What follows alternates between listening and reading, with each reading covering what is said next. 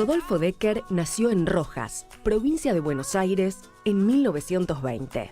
Abogado, Decker se desempeñó como secretario privado del teniente coronel Domingo Mercante en la Secretaría de Trabajo y Previsión, lo que le permitió estar cerca de Perón en la lucha por los trabajadores. Fue apoderado legal del Partido Laborista a nivel nacional, diputado nacional de 1946 a 1952, presidente del bloque peronista y director del diario El Laborista. Perseguido y exiliado tras el golpe de Estado de 1955, Decker fue designado interventor del Partido Justicialista de la provincia de Buenos Aires durante el tercer gobierno de Perón. Su testimonio resulta esencial para entender y rememorar la construcción del movimiento político que ha marcado la historia argentina hasta nuestros días. Señoras y señores, con nosotros, Rodolfo Decker.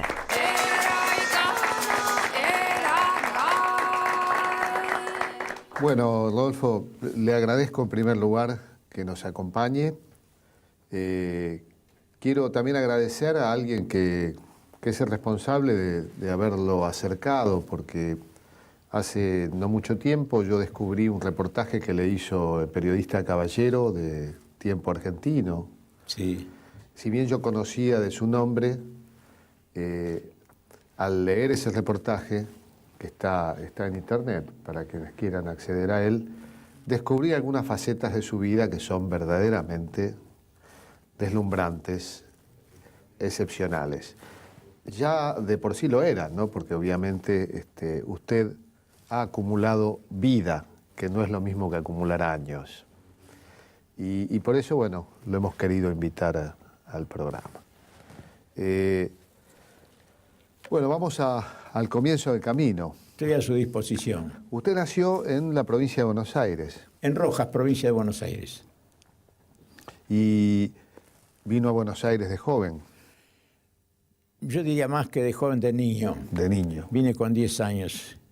Aquí continué el primario, de manera que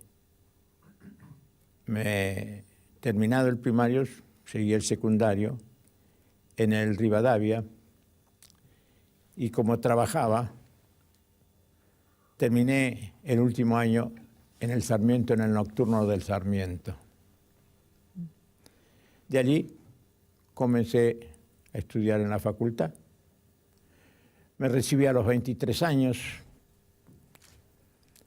Tuve la suerte de comprar un modesto estudio, departamentito, en la calle Cerrito 466, tercer piso. Allí comenzó mi trabajo como abogado y allí tuve algunos momentos históricos muy lindos. El 19 de septiembre de 1945, la Unión de Partidos Antiperonistas hizo un acto muy importante en el Congreso, un desfile por la Avenida de Mayo que llegaron al Congreso. Bueno, desde luego despotricando contra el gobierno del entonces, no el gobierno, sino de la Secretaría de Trabajo y Previsión y de General Perón y del movimiento. Y de Farrell, que era el presidente. Efectivamente.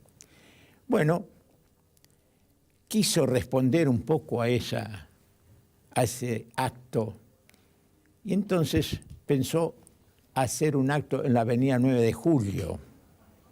¿Quién pensó eso? ¿Perón? Sí, le significó, había fijado fecha en diciembre de ese año, 1945. Pero llenar la avenida 9 de Julio es un problema muy grande. Y ese día amaneció lloviendo. Y llovía. Y el acto era para las 6, 7 de la tarde. Estábamos muy preocupados. A eso de las 16 horas comenzó a parar la lluvia. Comenzaron a llegar los trabajadores de los 4 puntos cardinales de la ciudad y poquito a poquito se fue llenando gran parte de la avenida 9 de Julio. Esto fue el 19 de septiembre del 45, fue la Marcha de la Constitución y la Libertad, Correcto. organizada por la Unión Democrática, Correcto. y que tenía una figura destacada allí, que si no me equivoco no era argentino, ¿no? Correcto, Braden. Braden, el embajador Spriel Braden, que fue de Claro. alguna manera el jefe de la oposición de la resistencia a... Correcto. No a Perón presidente, Perón simplemente era vicepresidente, Que ministro... esperó el desfile, cuando desfilaron, Sí. esperó el desfile en la avenida Santa Fe, Tal cual. donde aplaudió a los que venían integrando ese desfile. Lo he escuchado eso. ¿Y el desfile, usted vio la Marcha de la Constitución y la Libertad? Sí, sí, Porque sí. una cosa que es importante aclarar es las relaciones, sobre todo los jóvenes, ¿no? La relación que hay entre historia y presente. Es decir, uno cree a veces que las multitudes, cuando salen a la calle, defienden causas justas. A veces no. Yo siempre digo, hay marchas hacia adelante en la historia y hay marchas que van para atrás. Correcto. Y la Marcha de la Constitución y la Libertad fue multitudinaria, Sí, sí, pero sí, planteaba una vuelta al viejo país. Efectivamente. ¿Y cómo era esa marcha? Porque es muy distinta de las marchas populares peronistas. ¿Cómo era la gente? Yo le puedo decir que había pocos jóvenes. Eran ya de gente de cierta edad, de ciertas vivencias de la época en que el ya votaste era un principio de toda elección. De manera que, y hablaban de volver al pasado, como usted acaba muy bien de exponer. Perón quiso responder a esa manifestación y demostrar cuáles eran sus verdaderas intenciones para el futuro. De allí que ese acto tenía una trascendencia muy grande. Fíjese que fue tanta gente que muchos se subieron al palco del cual iba a hablar el presidente, que estaba pegado al obelisco, y se vino abajo. Y Perón se quedó. A pie. Todavía no era presidente, era vicepresidente. No, todavía no era. Era secretario de Trabajo y Previsión, presidente, vicepresidente y ministro de Guerra. Tal cual. Bueno, pero ¿qué pasó en ese momento? Buscábamos de dónde podía hablar. Yo tenía justo mi estudio en la calle Cerrito 466, que ese edificio da la esquina frente al obelisco. Entonces hablamos al propietario de un departamento que daba justo al frente, en el segundo piso. Y allí se instalaron, conseguimos el permiso y se instalaron los micrófonos y salvamos la situación. Pero fíjese... ¿Ahí lo conoció usted a Perón en ese momento? No, yo ya lo conocía. ¿Ya trabajaba usted? Yo ya trabajaba en Trabajo y Previsión desde hacía bastante tiempo. No, ya conocía, de manera que... Con Mercante. Sí, con Mercante trabajaba con él bastante tiempo. Precisamente, ahí se produce un asunto que realmente es histórico.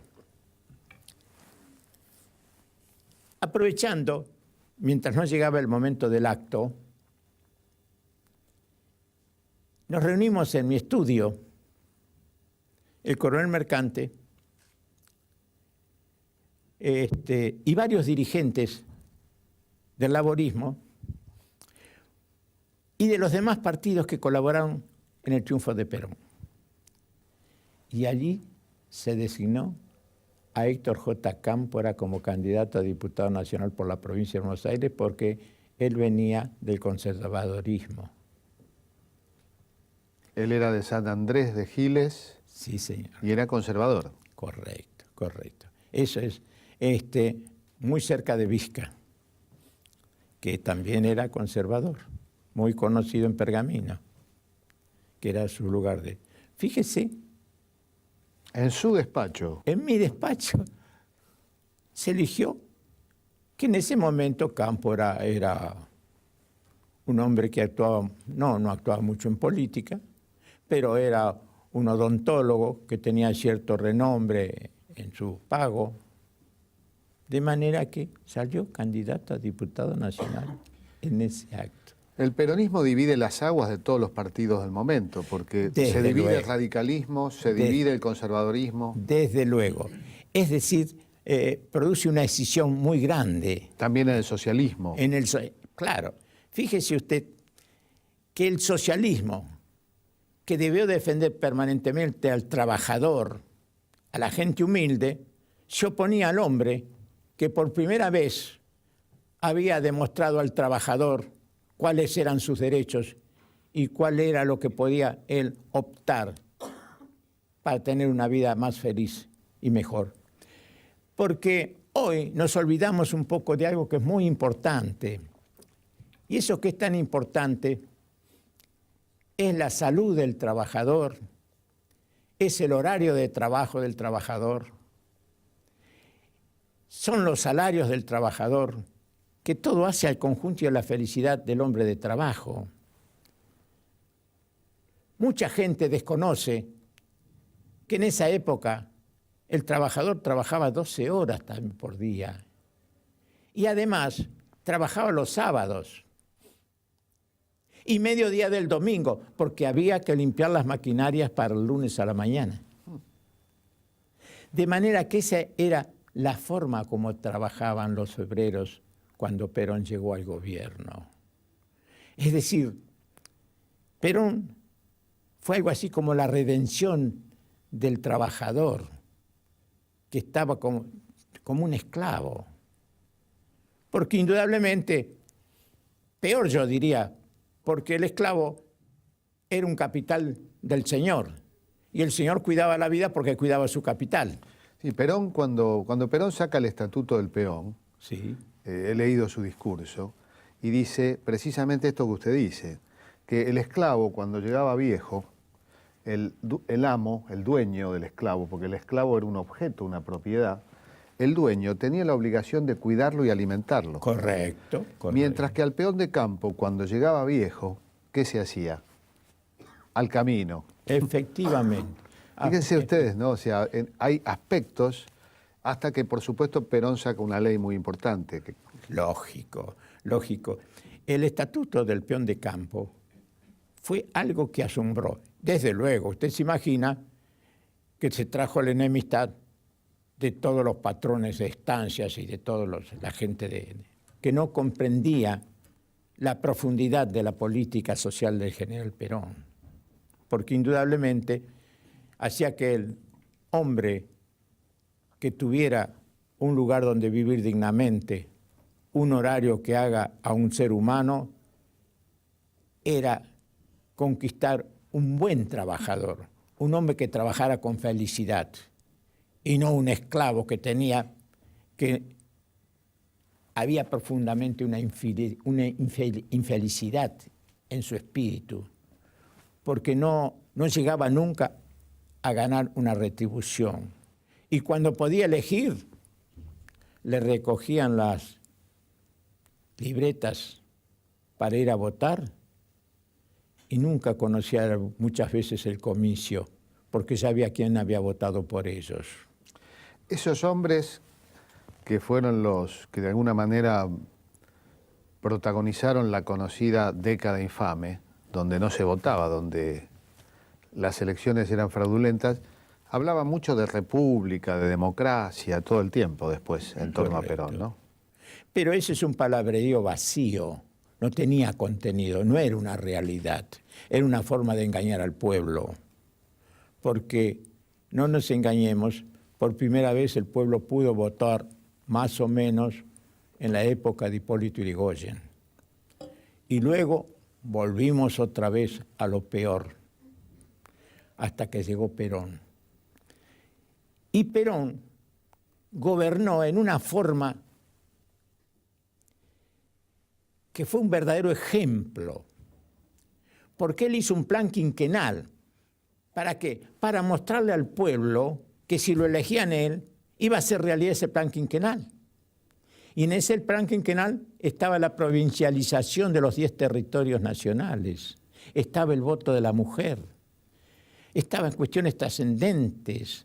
Además se creó el cuerpo de abogados del Estado, porque antes cuando había un asunto contra el Estado se buscaba un abogado acomodado y se lo designaba para hacer la defensa, ese nombre del Estado. Él creó un cuerpo, es decir, le dio una modernización al Estado argentino en su gobierno extraordinaria.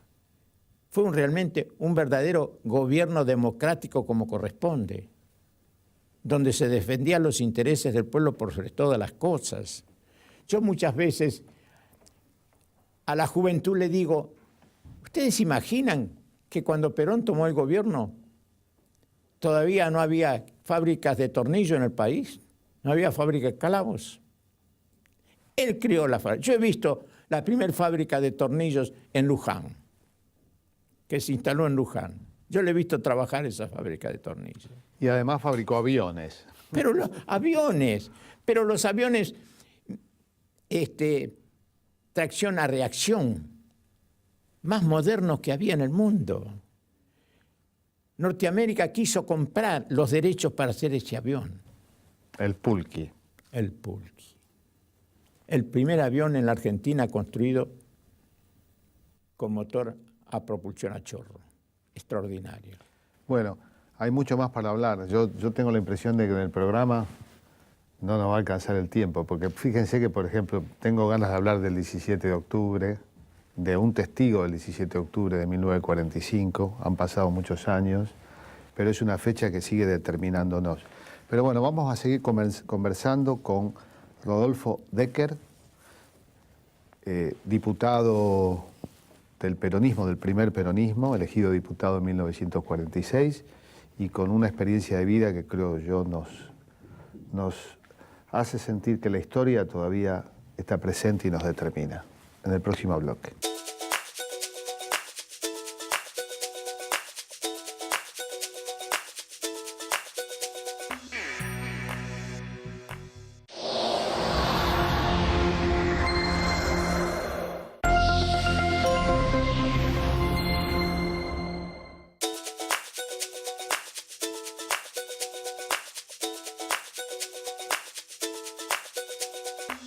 Una pregunta. Usted me contaba que la marcha de la Constitución y la Libertad, en esos días donde hay que recordar que el avance de los partidos políticos unidos, valga la redundancia, la Unión Democrática, lograron llevar a prisión a Perón. Perón estuvo preso. Yo siempre digo, Perón no es que estuvo preso solamente, porque no se sabía dónde estaba detenido, o me equivoco. Se sabía porque cuando Perón sale al balcón el 17 de octubre del 45, la gente le preguntaba dónde estuvo, dónde... Correcto. ¿No? Lo cual me hace pensar que estuvo desaparecido. Es decir, que es uno de los primeros desaparecidos que experimenta además una metodología. Perón es un detenido de la Marina, de la Armada, está en Martín García, pero no se sabe dónde está. E incluso se habla de que su vida corre peligro y hay marinos que plantean la necesidad de matarlo. ¿Me equivoco o...? No. Usted está muy acertado. Perón corrió en su vida peligro de muerte. Los marinos querían destruir su vida, pensando que destruyendo su vida destruían toda su obra. Corrió peligro muy serio. Y en verdad, un oficial médico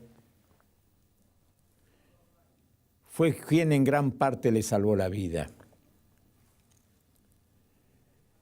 Se habló de que el general estaba enfermo, en ese momento el coronel Perón estaba enfermo. Estaba preso en Martín García. En la isla Martín García, estaba preso en la isla Martín García. Entonces se pidió que fuera un médico a revisarlo, a ver el estado en que se encontraba. Y consiguió que fuera un oficial del ejército médico a revisarlo, que afortunadamente era muy amigo. Entonces, llegó a Martín García, tuvo oportunidad de conversar a solas con él y le recomendó que no se dejara revisar por nadie, por ningún médico. Sobre todo de la Marina. Efectivamente. y llevó unas placas del coronel Perón, donde estaban sus pulmones muy agredidos y su salud muy delicada. Una radiografía vieja. Correcto. Y le pidió que no dejara de revisar por nadie. Perón cumplió con la orden. Lo que hicieron, se opuso, no quiso hacer porque la Marina mandó médicos para revisarlo. Y se opuso tenazmente a que lo revisaran, que yo estaba muy, muy grave, muy enfermo. Esto trascendió. Entonces, algunos de los militares que formaban parte de este conato revolucionario tenían miedo de que muriera y el pueblo se fuera contra ellos y los destrozara. Porque en más de una oportunidad el pueblo estuvo por invadir la Casa Rosada. Y en más de una oportunidad la Marina estaba dispuesta para salir armada y disolver la manifestación de mayo a tiros, que hubiera sido una situación desgraciadísima.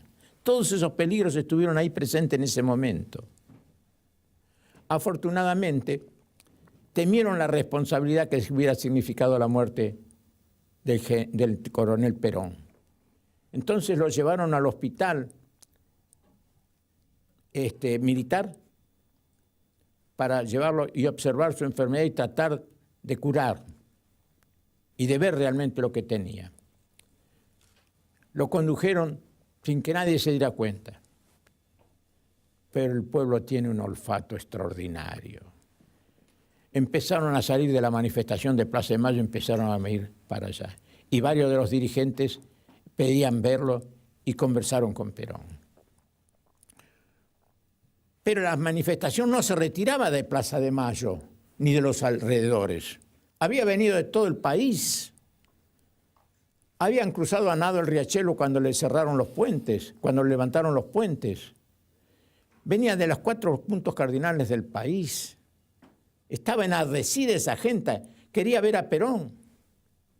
Entonces, temiendo un avance de la gente que pedía a Perón, trataron de buscarlo a Perón, traerlo para que él pudiera hablarle al pueblo, porque el único que podía mantener la tranquilidad de ese pueblo que estaba allí reunido, con ánimos de hacer cualquier cosa para salvar a su líder, pero el general puso sus condiciones, se las rechazaron.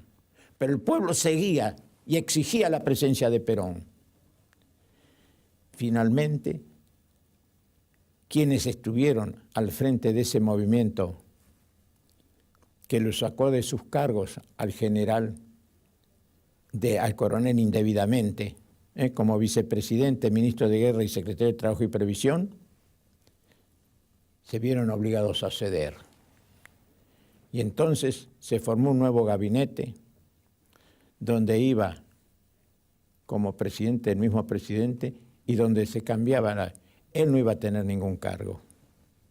Pero la Secretaría de Trabajo y Previsión tenía que estar al mando del entonces teniente coronel Mercante, que era su hombre de absolutísima fidelidad, Cumplieron y Perón llegó a la Casa Rosada. Llegó en un proceso electoral y usted tuvo bastante que ver en eso, ¿no? Sí. Porque vamos a adelantarnos un poquito. ¿Usted fue diputado nacional a qué edad? A los 25 años.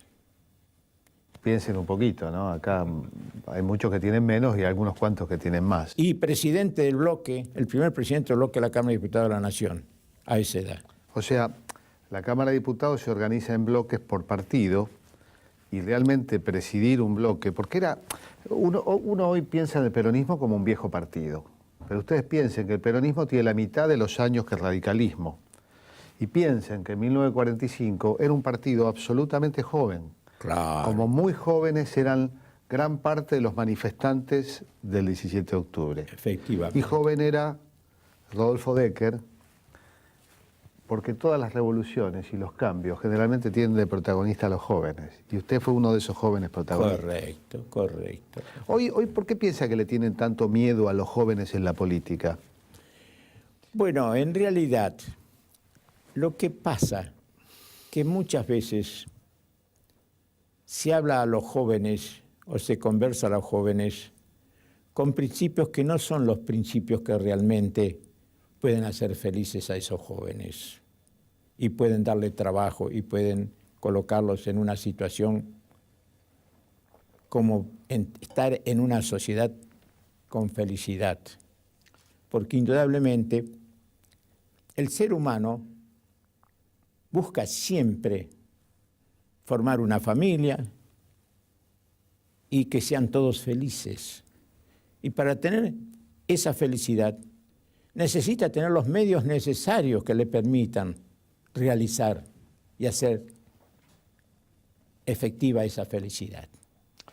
Por aquellos años había también una persona muy joven que usted seguramente conoció, una jovencita, teñida de rubia, casada con Perón en el año 45, después del 17 de octubre, Eva Perón. ¿Usted la conoció, Eva Perón? Pero sí, la mujer más extraordinaria que he conocido en mi vida. Más extraordinaria. Vea, las palabras faltan muchas veces para poder expresar la grandeza de esta mujer. El espíritu de trabajo, el cariño hacia los necesitados, nunca tuvo una representante tan grande como Eva Perón. Eva Perón había veces que no dormía. Y yo soy testigo de eso. Yo era director del diario Laborista. Eran las 12 de la noche. Estaba corrigiendo la prueba de galera del editorial, que era mi responsabilidad. Sonaba el teléfono. La señora del presidente Eva Perón quiere hablarle. Acudí al teléfono. Señora, ¿en qué le puedo ser útil? Decker, venite que te necesito. Discúlpeme, señora, en este momento estoy corrigiendo. Bueno, terminé y venía enseguida. Iba a su despacho, ya eran las 12:30 de la noche. Tenía todavía como 50 personas para atender. Gente humildísima. Mujeres con lacra en el rostro, que las besaba y las abrazaba con cariño. Muchas veces algunos de los que estaban cerca de ellas, ayudantes, le decían, señora, tenga cuidado. Nunca, nunca tuvo miedo de eso. No le importaba la salud, que tuvieran lo que tuvieran. Los abrazaba y los besaba con absoluto cariño. Y era una verdad, porque así lo sentía. Era una mujer extraordinaria. Llegaban las 2:30 de la mañana, de la madrugada, y recién estaba terminando. Pero cuando finalizaba contenta nos decía, a los 2, 3, 4 personas que estábamos rodeándola a ella, bueno, ahora vamos a la residencia a cenar. Vamos al coche, nos subíamos al coche con ella, íbamos a la residencia, ya estaba la mesa servida, y empezaba a hablarnos de sus proyectos para el futuro, para llevar felicidad a la gente humilde, para ayudar a las mujeres. En la residencia vivía con Perón y Perón dormía a esa hora. Perón ¿sí? Dormía. Porque se levantaba muy temprano. Precisamente el final de nuestras conversaciones era cuando alrededor de las 5 menos cuarto, más o menos, sonaba el despertador del dormitorio del general. Entonces Evita nos decía, muchachos, rajen, que si nos ve el general nos mata a todos. Ella tomaba los caniches en sus manos para que no gritaran, no ladraran, y nosotros íbamos en fila india, salíamos por la puerta del costado de la residencia presidencial. La residencia presidencial era el Palacio Balsa Unzué, que yo le tengo que contar, mucha gente lo sabe, pero mucha más no. Palacio Balsa Unzué, que estaba ubicado donde está hoy la Biblioteca Nacional, y que por esas costumbres de las contrarrevoluciones, la Revolución Libertadora lo dinamitó y lo destruyó, como tratando de no dejar huella alguna, como si se pudieran borrar estas huellas que nos está transmitiendo el amigo Decker, ¿no? Hubo un episodio que a mí me conmovió. Yo no sé si nos va a dar tiempo este bloque, pero podemos empezar a tocarlo, ¿no? Usted dirigía El Laborista. Sí. Y por aquellos días hubo un episodio donde un militar ofendió a Eva Perón. Efectivamente. ¿Cómo fue eso? Bueno, la verdad que un día apareció en el diario La Prensa. ¿Año 48, 49? Correcto. 47, 48. Un coronel del ejército se expresaba en forma desdorosa de la esposa del primer magistrado de la nación. Yo era director del diario Laborista, donde llega mucha información. Y entre esa información llegó una información de que ese coronel tenía una esposa que le era infiel. Yo tenía que defender a Evita. Y como una explosión en mí surgió el título, El coronel tal, antes de hablar de la esposa del excelentísimo señor presidente, con título catastrófico, Título enorme. debiera fijarse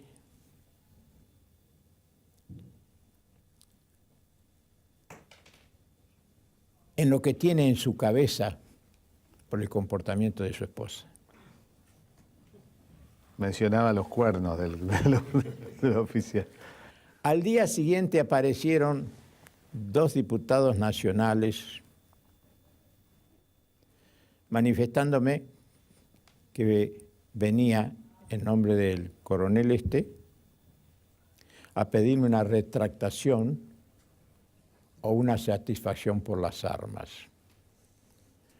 Yo le dije, señores, lamento mucho, con ese coronel no puedo batirme, porque de acuerdo con los principios de la caballería, un señor que no pone a su esposa en el lugar que corresponde no es un caballero.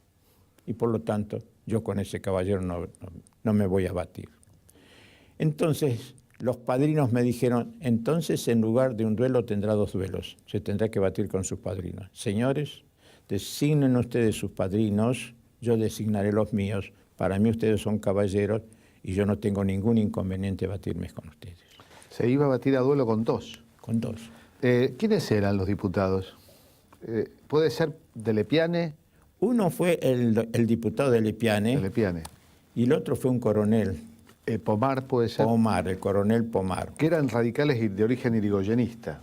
Claro, eran diputados nacionales irigoyenistas, como usted dice. El de Lepiane fue uno de los fundadores de Forja, que a diferencia de Jaureche, se fue para el otro lado, digamos. Correcto, correcto.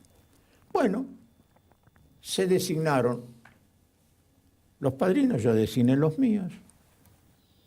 Nunca había tenido un duelo, ni sabía las consecuencias de eso. Perdón, yo quiero aclararles una cosa, porque se dan cuenta que estamos hablando de un duelo. ¿Saben lo que es un duelo? Un duelo es como lo que uno ve en las películas donde se batían por espada o por pistola 2 personas para dirimir una diferencia. Formaba parte del Código de Honor. Correcto. Y implicaba muchas veces la pérdida de la vida. Hay duelos famosos como el que tuvo Hipólito Yrigoyen con Lisandro de la Torre. Efectivamente. Que le quedó marcada para siempre la cara a Lisandro de la Torre, por lo cual usó barba el resto de su vida. No hubo muerte. Se interrumpe un duelo de espada a primera sangre, pero el duelo a pistola es un poquito más riesgoso. Y usted se batió sí, a pistola. A pistola siga, con los 2, efectivamente. Siga, Rodolfo. La verdad que yo nunca no conocía lo que era una pistola de duelo. Pero había que hacerlo. Conseguí un lugar donde me enseñaron las pistolas de duelo y me enseñaron cómo dispararlas, porque hubiera sido una vergüenza que no supiera disparar una pistola de duelo, con los duelos que tenía. Bueno, ¿Usted pensaba matar en caso de que estaba dispuesto a...? le digo sinceramente, yo soy católico apostólico romano. Yo en realidad fui al duelo para defender el honor de Eva Perón, porque como católico yo no debí ir al duelo porque está prohibido. Tan es así que luego de los 2 duelos tuve que pedir mi regreso a la red, al catolicismo, con el arzobispo de Buenos Aires, que me reintegró otra vez a la Estaba red. prohibido también por la ley, ¿no? Por la ley, desde luego. No, es que cuando nos batimos, no nos batimos como que lo hacíamos en la República Argentina. El acta de los 2 duelos figura que lo hacíamos en una ciudad del Uruguay, donde estaban permitidos los duelos. Esto es tan apasionante que vamos a hacer una pausa, dejamos en suspenso y vamos en el próximo bloque a enterarnos cómo fue el duelo que tuvo el entonces director del diario El Laborista. Creo que hay muy pocos casos en la historia de tener 2 duelos en un mismo día. Bueno, nos lo van a contar Rodolfo Decker en el próximo bloque. Que sobrevivió, no hay duda.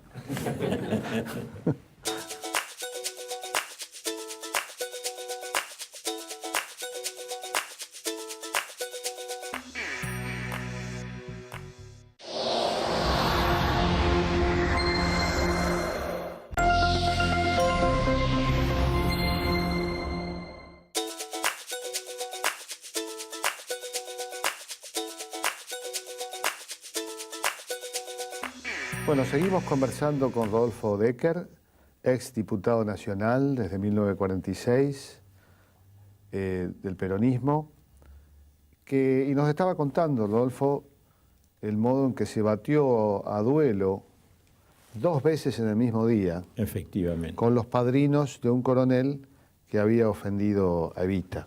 Efectivamente. Y que usted rechazó batirse a duelo con él porque consideraba que el hombre no reunía los requisitos honorables para hacerlo.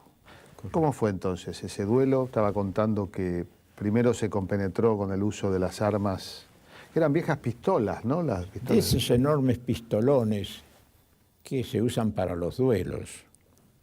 Son pesados, de manera que uno que no está acostumbrado a manejarlos, es muy fácil que cuando usted baje el brazo para disparar, la bala salga al suelo.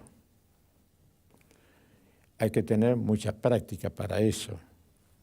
Por otra parte, a mí no me interesaba ser un gran tirador, porque yo no pensaba tirar el cuerpo con absoluta sinceridad. Es decir, mi fe cristiana me impedía hacer un disparo que pudiera herir o matar a otra persona. Y fueron 2 duelos. Uno fue con Pomar, sí, a la mañana, militar, que tendría alguna... un duelo fue a la mañana y otro a la tarde. ¿Y cómo fue? Bueno, el de la mañana fue con Pomar en un establecimiento militar que en esa época estaba muy bien armado, en el sentido que tenía casas nuevas y buen moblaje, y estaba frente a la residencia presidencial de Olivos. De manera que llegamos allí a la mañana muy temprano, porque debía hacerse a los primeros celajes del sol, de acuerdo con los principios de la caballería. De manera que estuvimos allí, el coronel Pomar con sus padrinos y yo con los míos. El director del Lance presente allí era el que iba a dar la orden de hacer fuego. Nos preparamos, pistola en mano, a 18 pasos de frente, porque un general, que era el director del Lance, miró, yo era en ese entonces un poquito con más kilos que tengo ahora, me miró y dice, perfílese. Bueno, dice, es lo mismo de frente que de costado. De manera... Había que ponerse así, digamos. Sí. Perfilarse es esto, ¿no? No, así, la posición es esta. Y en el momento... A la marca de 3. Hay un cuento. El recuento es de 3 números, 1, 2 y 3. El arma debe funcionar entre el 1 y el 3. Ajá. Si el arma funciona antes o después y se hiere, es como si fuera Asesinato. un delito común. Un crimen. Es un crimen, como un delito común. De manera que hay que hacerlo en ese tiempo. Y hay que tener mucho cuidado en ese tiempo. Claro, siempre es un crimen. En realidad es un delito. Como abogado lo define muy bien usted. Es decir, es punible. Correcto. Bueno, estábamos frente a frente, ya con los padrinos, con el director del Lance, el general Basilio Pertiné. Basilio Pertiné Fue tiene algo que el ver, director de los 2 lances. que fue, si no me equivoco, suegro del expresidente de la Rúa. Claro, claro, claro. Es como se junta todo, ¿no? Bueno, entonces, nos ponemos en posición, listo para disparar. Esperamos el cuento de los números por parte del director del Lance. Es lógico, el estado anímico de uno está tomado por una gran emoción. Yo sé que no voy a disparar porque mi fe me lo impide. No sé lo que va a pasar. Mantengo mi fe en Dios. En ese último momento, 1, 2, ¡pam! Disparamos. Afortunadamente, salimos ilesos los 2. A Dios gracias. Pero quedaba el duelo de la tarde. Quedaba el duelo de la tarde. Hay que levantarse a la mañana. A veces uno se levanta malhumorado para ir a trabajar o para encarar un trámite. Hay que levantarse a la mañana para ir a un duelo, ¿no? Realmente no es una cosa... Vamos a la tarde. ¿Qué pasó a la tarde? Si no me equivoco, con Luis de Lepiane. De Lepiane. Otro de los padrinos... Con Luisito de Lepiane. Otro de los padrinos del general, del oficial Cornudo, según usted decía. Efectivamente. Bueno, dicen los padrinos, no, usted al duelo llevó mucha gente. ¿Llegó Barra, Rodolfo? No. Yo el padrino, algún amigo había un amigo que yo lo quería muchísimo, un comisario, un cordobés, gran amigo, que era el único que me seguía a mí. De manera que no fui con, no. El segundo, teníamos un problema grave. Los padrinos del diputado de Lepiane decían que nosotros habíamos llevado mucha gente y que habíamos publicitado el lugar donde se iba a hacer el duelo. Nosotros, para demostrarle nuestra caballerosidad, le dijimos, señores, elijan ustedes el lugar del duelo. Cuando llegue el momento, nos reúnen en tal lugar y vamos en los coches y nosotros seguimos el coche de ustedes. Bueno, ellos eligieron un lugar donde había habido una fábrica de ladrillos, cerca de La Plata. Un gran descampado que, bueno, nosotros no sabíamos a dónde íbamos a ir. Le dijimos en confianza que ellos eligieran y que no supiéramos nosotros para que no pensaran que llevábamos la gente. En ese entonces, la avenida, al pasar por Avellaneda, cerca de Bernal, había el ferrocarril que cortaba la avenida. Había un ferrocarril que hoy pasa por arriba.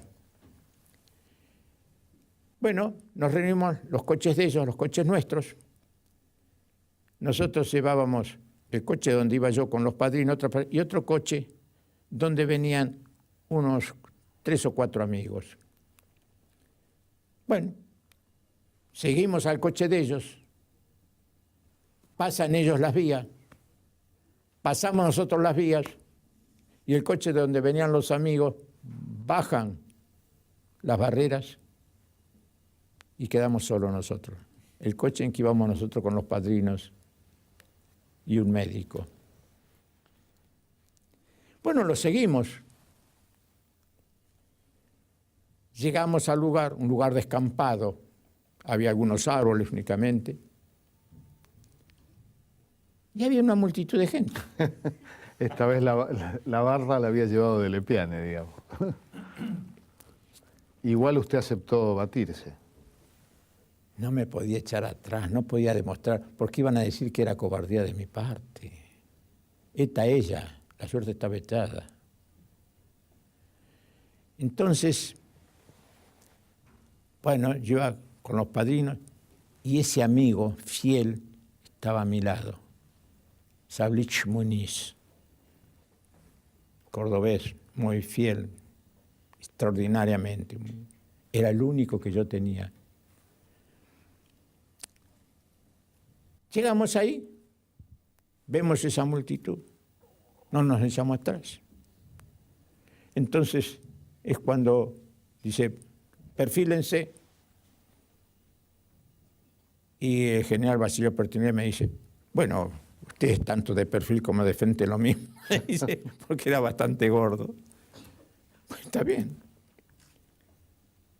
Y nos ponemos firmes, con las pistolas en la posición de duelo, esperando el conteo que nos haga apuntar y disparar.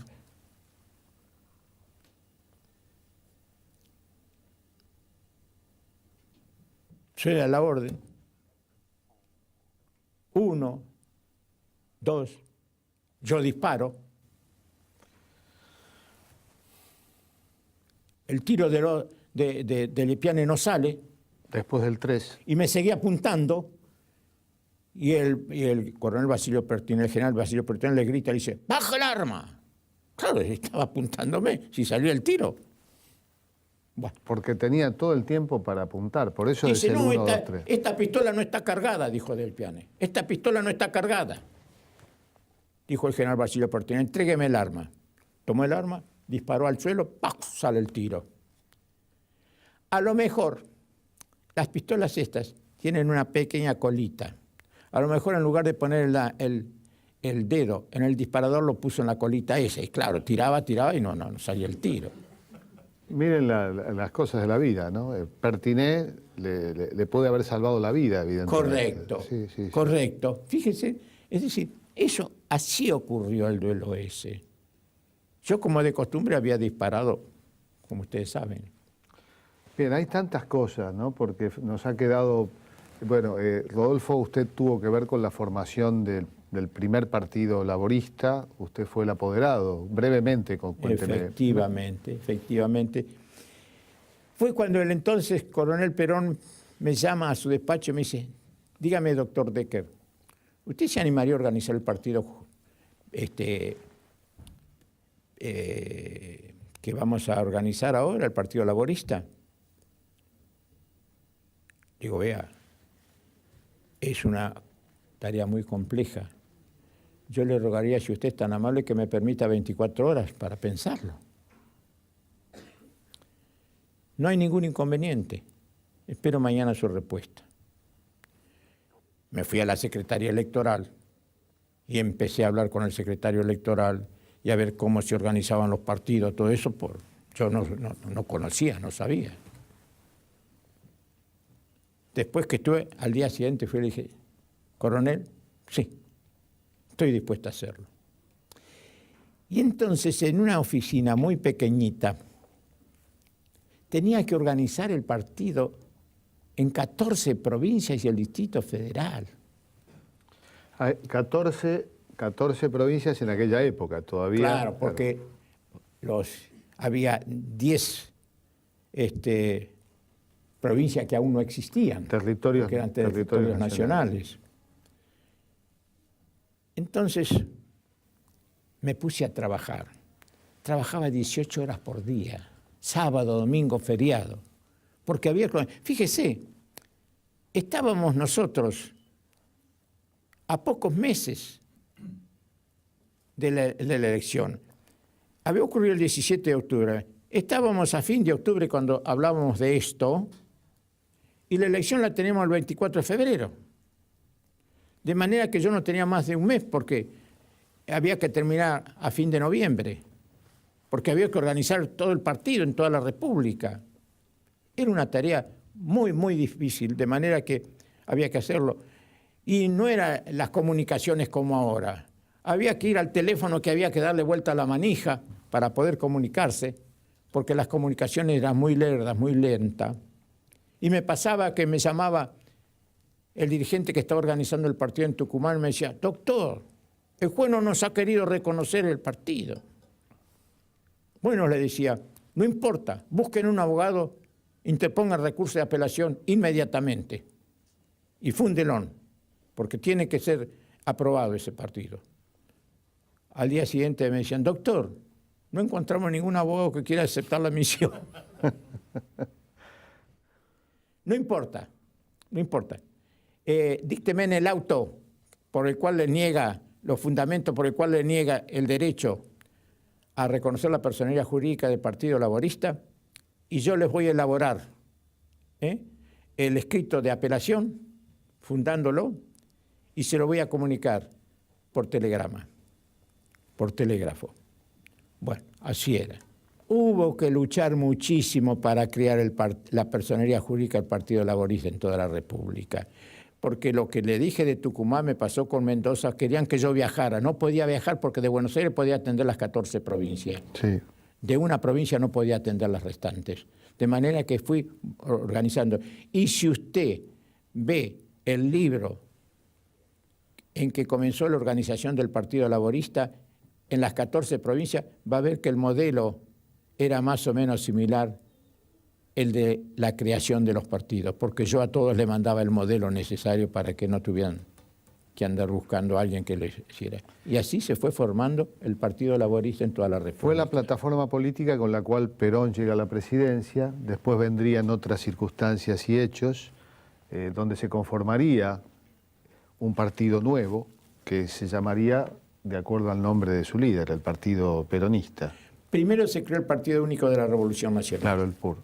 Y después recién pasó a ser Partido Peronista. Bien, bueno, Rodolfo, yo le agradezco muchísimo, nos ha llevado en un verdadero viaje por el tiempo. Pensaba, ¿no?, que tal vez no sea casualidad que le debamos a Héctor Caballero, periodista de Tiempo Argentino, amigo, habernos traído un caballero peronista para contarnos fragmentos de su vida. Y yo agradezco a ustedes que me ha permitido hacer conocer exactamente lo que ocurrió en un momento trascendental de la vida de nuestro país. Muchísimas gracias, Rodolfo. Gracias a ustedes.